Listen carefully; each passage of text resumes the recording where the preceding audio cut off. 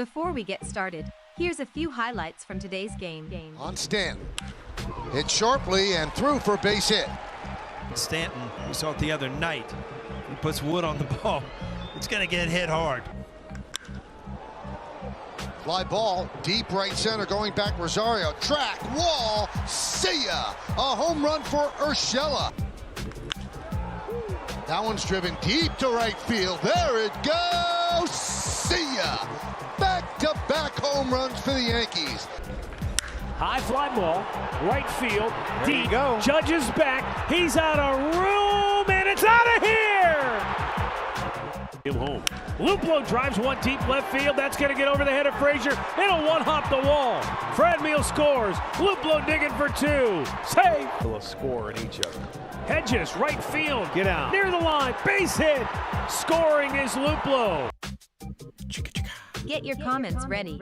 Here's Derek with the post-game reaction. Well, at least 3 out of 4 ain't bad. Yankees dropped this one to Cleveland 7-3. Tough day for Jameson Taillon. Let me get through my notes. We went digital again today. So Jameson Taillon comes out in the first on Luis Cesa's birthday, by the way. Happy birthday to Luis Cessa. And actually, let's start with the top of the first because Giancarlo Stanton hit a rocket single, 120.1 miles an hour off the bat. Hardest hit ball in Major League Baseball yet this season. Seems like we're saying that once a week about Giancarlo. Yankees load the bases in the first, but they don't score. That would come back to bite them. Say what you want about the home runs, and they hit a couple of home runs today, but you got to start doing some damage with guys on base. Bottom of the first, Jameson Taillon has a 9-pitch first inning, and that seems to be a theme with him. He is really, really strong and efficient in the first inning. There's been a number of times where he's thrown 8, 10, 11 pitches in the first inning. Today it's 9 pitches, but again, short day for Jameson Taillon. Top of the second, Sanchez walks, but Yankees go quietly again, leaving somebody on base. Bottom of the second, Indians go quietly again. Top of the third, Yankees go quietly again, chasing the high fastball over and over and over again. In the bottom of the third, Taillon strikes out the side, his best inning of the day. He was also throwing that high fastball a lot and looked really good through this point. And I'm thinking, all right, he went 5 innings, 1 run last time. This time, he's off to a really good start. Maybe we have something here in Jameson Taillon. Top of the fourth, Yankees finally stop chasing that high fastball. Urshela hammers a home run towards center, right center, just over the wall. You're seeing it on the screen now. He's got so much power to that direction. And then Mike Ford hits that low and in fastball. That's the happy zone for left-handed hitters. Urshela likes it in the dugout. And the Yankees go up 3-0 after 3.5. Bottom of the fourth, 3 straight hits to begin the inning off of Taillon. Indians go on the board 3-1. And then a 3-run home run from Franmil Reyes, who also had a triple in the game. And look, you got to be careful with that guy because he's just got that Judgian style power where you don't even really have to hit the ball that well and you can still lift it out of the ballpark if you're that big and strong. So Indians take the lead, and Taillon was done after 4 innings, 5 hits, 4 earned runs, no walks, 6 strikeouts, 6.23 ERA. Let me talk about Taillon for a minute because it seems like this is a recurring thing with both Taillon and with Corey Kluber, where they tire after about 4+ innings. It's like these guys come out really strong and they get a lot of efficient outs early. They look really good early, but they're just wearing out really quickly. And that's going to in turn hurt the Yankees' strength, which is the bullpen. So if I'm the Yankees, while I'm not pulling the trigger on anything yet, I'm keeping an eye out on the trade market because if these guys are tiring out in April after 4 innings, there's 2 possibilities. They could either get stronger as they continue to build themselves up and be stronger as the season goes along, or in my opinion, more likely, they'll get stronger for a little while and then they'll tire out again and be done in the 3rd, 4th inning as we get to the most important part of the season, September, October. So the Yankees should keep an eye out for a starting pitcher. Man, I wish we hadn't traded Justice Sheffield. I really like the way he throws the ball up there in Seattle. Top of the 5th, bullet single for Aaron Judge, but the Yankees don't score. Again, putting base runners on, but leaving them. Bottom of the 5th, Nick Nelson comes in to pitch, throw some gasoline on the fire. Indians get another run on a sac fly, 5-3. Top of the 6th, Yankees put 2 runners on again, don't score. Tauchman doubles. Frazier bounces out to the pitcher to end it, and he's digging himself into such a hole that the only way to solve it might be to go to AAA. Honestly, he's just not playing well right now. There's not much you can really say about it. He's just not swinging the bat well. Somebody says try to trade Stanton. I don't think that's going to happen. I mean, and plus he's starting to hit the ball a little bit. I honestly want Clint Frazier to take over this left field job, but he's got to start producing. He did have a nice play out there in left field today. Bottom of the 7th, Sessa pitches. Birthday boy gets the Indians in order. Top of the 8th. Oh, wait, I skipped one. Top of the 7th, down by 4. Rougned Odor bunts for a hit, and it was a really nice bunt. It got ruled an error, but the Yankees needed base runners at that time. It would be easy to sit there and swing for the home run, but I like that dynamic of trying to get base runners because that's what you need more than anything at that point. We go to the 7th. Sessa on his birthday gets the Indians in order. Top of the 8th, Yankees go down quietly. Bottom of the 8th was that great play by Clint Frazier, and then top of the 9th, Yankees have no chance against Emmanuel Clase. That guy is just filthy. He's one of the filthiest pitchers I've ever seen in terms of stuff. I mean, he's just outrageously good. So, yeah, Eggnog says, can't trade Stanton when he hits the ball 120 miles an hour. Yeah, he's basically just crushing it. He's just not hitting as often. But you can't pin this one on Stanton. I mean, Stanton has a couple of home runs in this series. He's had a couple of base hits. He did a nice job hitting the ball to the right side later in the game, but it got picked off by the first baseman. This one is on Jameson Taillon. I really like Taillon's stuff for the first few innings, but fastball, curveball isn't quite enough to get it done, I don't think. I think he needs a third pitch. I think he's throwing a little bit of a cutter, but it doesn't seem to be that great. I haven't seen many change-ups out of him. Maybe he could go with a splitter, something along those lines. We need something else out of Jameson Taillon because third time through the order, they're just all over him. They're just all over him. And he seems to lose his command and a little bit of a velocity dip after about 4 innings. And that's not good. Benji says, how many innings will Davey pitch tomorrow? I don't know. Let me look into my crystal ball. I don't know, 5 or 6 maybe? We'll see. It's more about pitches with the Yankees. Rodiger says, have you heard about the Yankees Angels trudge for Aaron Judge? Please talk about that. I'm scared. It's not going to happen. So this winter and every winter, it's every GM's job to reach out and see how they can solve different weaknesses on their team. The GM for the Angels, I think his name is Billy Epler, used to be Brian Cashman's protege. So he probably gave Brian Cashman a call and said, hey, I know Aaron Judge is coming up for a contract. He's had some injuries. Are you thinking about moving him? And Brian Cashman said, no, take a hike. And they hung up. And that's it. There's nothing to that story. Aaron Judge will not be traded to the Angels. It's not going to happen.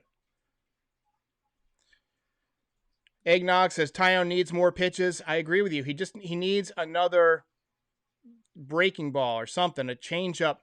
He needs something to throw guys off to mix it up a little bit because what he's got now just isn't getting it done. That was just kind of a weak day from the Yankees. And I could tell by, the amount of people on the stream that people just, not only was that a bad game, but it took forever. It took a long time. It was 3 hours and 20 minutes roughly. And people just are not interested today. Honestly, tonight is the Oscars though. Maybe people were getting psyched for their Oscars ceremony. THG says, random question. Do you have a Christmas tree in the background of your setup? No, it's just like a lighted tree. It's like a lighted ambiance tree. I like the look of it on camera, and it adds a little bit of lighting to this side of my face. I've got some lighting here, and I've got some lighting up here. Although my lighting up there is off today. But I liked having some lighting here. I've also got a window I can open if I need more lighting. So that's just kind of one of my things. Kid Clientele 19 says, can we get Luis Castillo? So it's possible, but they asked for Gleyber Torres this winter. Gleyber Torres has only lost value so far this season, although I think, he did hit one hard today. He's just not hitting for the power. Lori C has a better point. Go get Scherzer. I would rather see the Yankees go get a veteran like Scherzer because he's got that huge contract, but it's expiring. And so, you might be able to get him without breaking the bank or giving up too many prospects, but it's also going to depend on what the Washington Nationals are doing. And if he's available, there's going to be a lot of teams that want Max Scherzer. I just don't see it happening, but that would be a guy I would target. He's got that mentality just like Garrett Cole, where he goes out there to just shut you down, and he's done it. So Angels GM is now Perry Minseo. I didn't know that. Epler was let go. They let him go already? Wow, that was fast. That was really fast. You would have figured after he stole Ohtani for nothing that they would have kept him around. I didn't know that. And thanks for letting me know. I'm going to go ahead and give you the applause for that. Eggnog says that Scherzer has too much money. Yeah, but I mean, if you're on the verge of the playoffs and your pitching is weak, sometimes you need to go a few million over. And I wouldn't say that the Yankees won't do it, because the collective bargaining agreements and things like that might reset things financially for every team. You would think that COVID has changed things, the way teams have lost money. And I just think it would be a wild card that if the Yankees feel like they can go out and get somebody who's a difference maker like that, and they think could put them over the top, I think they would consider it. I really think they would. Benji Stokar says Nick Nelson should get sent down. I am wholeheartedly agreeing with that one. I wholeheartedly agree. To me, he's got great stuff, but his command just isn't there yet. And maybe it's the fact that they're using him as a relief pitcher and he's been a starter for his whole career. And so it takes him a while to warm up. But he's just throwing batting practice and he's walking guys. And he's not harnessing his stuff. And he's got pretty good mechanics. I just think that he's got to dial it in a little bit better. And that's just mechanical stuff, right? He might not be able to pitch at 97. A lot of guys throw 97, 98 miles an hour, but they can't throw it consistently for strikes. If you remember, Davy Garcia, tomorrow's starter, in the minor leagues was throwing 96, 97, 98 miles an hour. Since he's gotten to the majors, he's been mostly 91 to 94, mostly sitting at like 92, 93. They've probably had him dial it back in exchange for command. He's got really good command of the fastball now.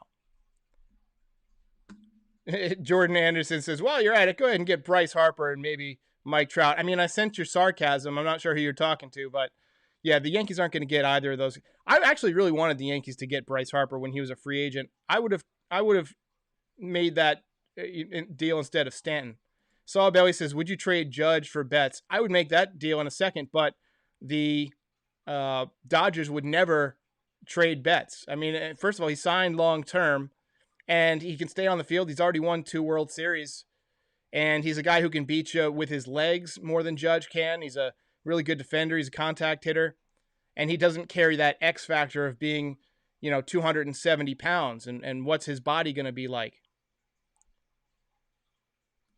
Jonathan Marchese says, these batting averages are atrocious. So in spring training, I want to say it was last year, they asked Luke Voigt about batting average, and he said, does batting average even matter anymore? Does anybody even care about batting average anymore? And I've always hated that response. I think about that all the time, unreasonably, for just kind of an off-the-cuff comment that he made. I really find batting average to be much more important than people give it credit for, because, one, hitting is kind of contagious. I know that's kind of just like a saying. It's not literally contagious in the age of contagions, right? But if you see somebody, pick up a hit off a pitcher, you might go up there with that same approach. If a pitcher gives up a hit, it might rattle him a little bit. There's something to hits, the energy you get from getting hits, that you don't get from drawing walks.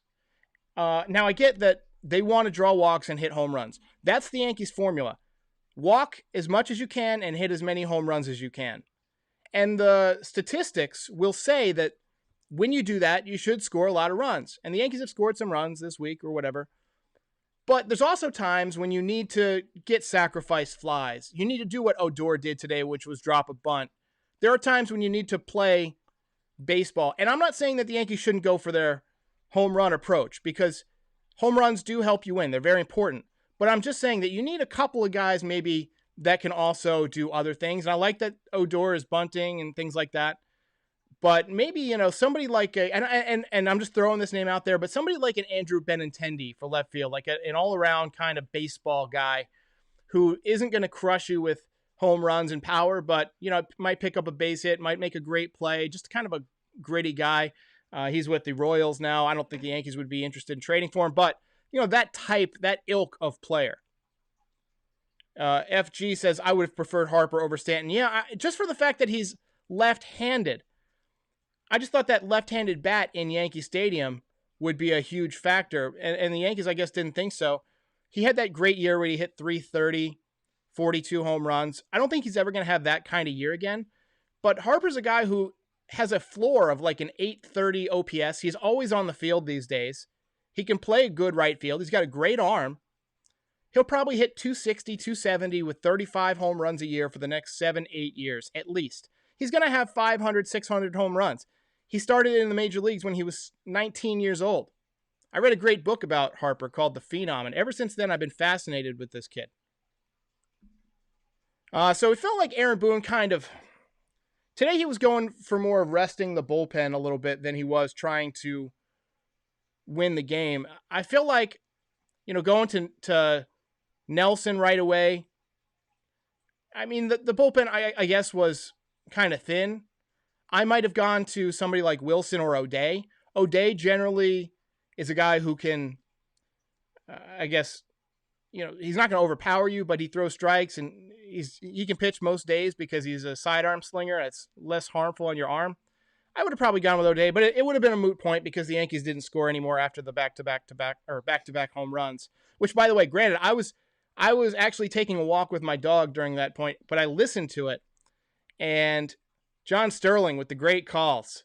Happy fella, Gio Urshela, one happy fella, whatever. And then Ford, tough. I just love John Sterling. It's a shame that he has to get old because, I've been listening to him forever. You can tell that he's kind of lost a little bit. He's screwing up the count a lot. He mutters a little bit back and forth. He's not what he once was. And it's a shame. But I'm just a humongous John Sterling fan. Former eBayer says Nelson has a 10.13 ERA. He's got to go to AAA. Douglas Rouse says great play by Frazier late in the game. Yeah, he left his feet. That was one of the best plays the Yankees have made all year. It's a good thing to see that he's not taking his bad at bats with him into the field because he could easily do that. We've seen him do that before. Somebody's saying that they want to get Sonny Gray. Sonny Gray was the worst in New York. He has no guts. He had no fortitude at all. Let's see. Yeah, Mike from the Ave. I'm going to go ahead and give you the clown horn for that one. I'm going to go ahead and actually, you know what? I'm going to assume that you were using, and I shrunk my highlights here. I'm going to assume that you were being sarcastic on that one because Sonny Gray is pretty much as bad as it gets. I hate when I screw up my highlights here. Let me fix that for you. All right. Even though these highlights weren't really worth watching today. Let's see. DJ LeMahieu out of the lineup today. Aaron Hicks out of the lineup with a sore back. Not a surprise. Aaron Hicks has had some soreness in his back at times in his career. He has a lot of torque in his swing. Guys with big leg kicks like that can develop some inflammation, some soreness in their lower back. So hopefully he'll be back in a couple of days, just like Gio Urshela was. All right, guys, I'm going to call it a day. Oscar night tonight. We watched Minari yesterday. Really good movie about this family that's trying to, they immigrate to, I want to say, Arkansas and try and grow a farm. It's really, really good movie. I just watched Nomadland the other day. That was really good. Made me want to buy a van and live in a van. All right, guys, I'll see you later. This episode is brought to you in part by Vector Travel. Visit bookings.vectorstays.com and enter the code NYY Recaps at checkout to get 10% off your next stay. If you enjoyed this video, please like and subscribe. It helps other Yankees fans find the channel.